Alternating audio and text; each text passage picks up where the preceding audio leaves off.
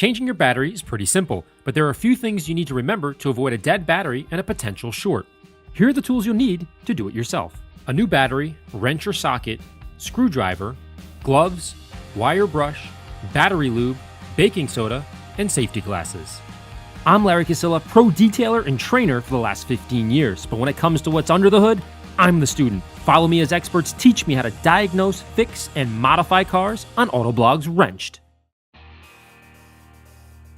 As you can tell, I've had this car for a really long time, and the battery finally pooped out of me. And I didn't leave the lights on for like 3 days or anything like that, so what could make the battery die?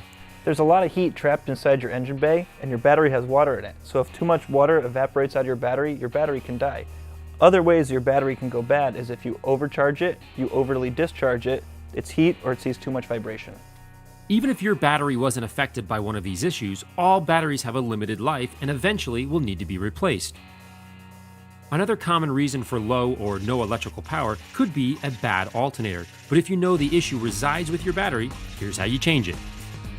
Step 1 is to find your manufacturer's suggested battery's CCA, or cold cranking amps, which basically determines the amount of power you have to start your car in most climates.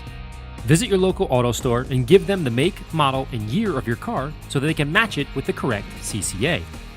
Then double check the part with your car's manual to ensure you're using the proper power and size battery.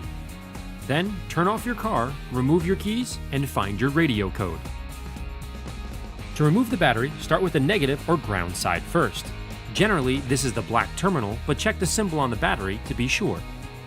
If you were to start with the positive side, which is generally red, and accidentally touch another piece of metal, you would short the positive to the rest of the car, which is still grounded.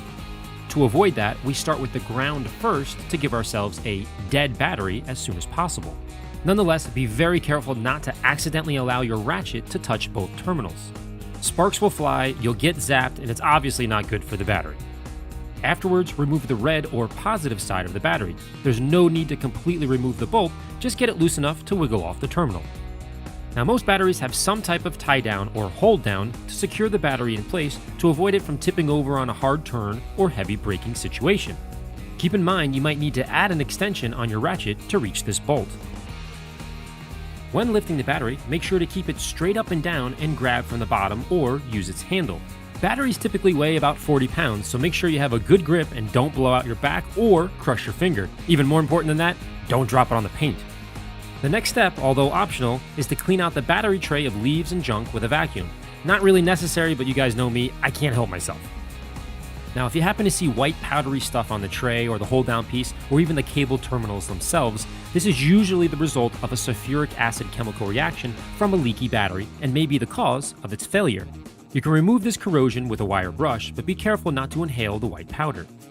Likewise, a mixture of baking soda and water applied with an old toothbrush will neutralize the acid with the base of the baking soda.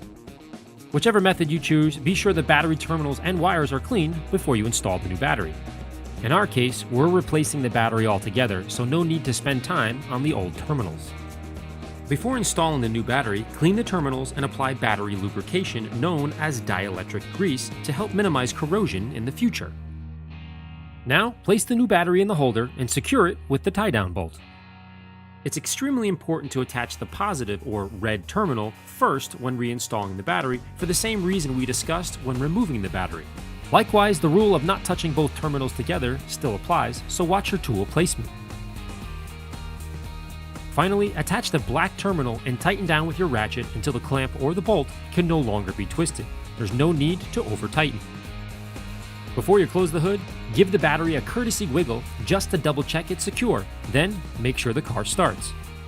Now the only thing left to do is reprogram your favorite radio stations. Man, there's nothing worse than that.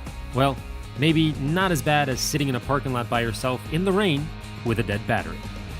For more how-to car repair videos, visit autoblog.com/wrenched.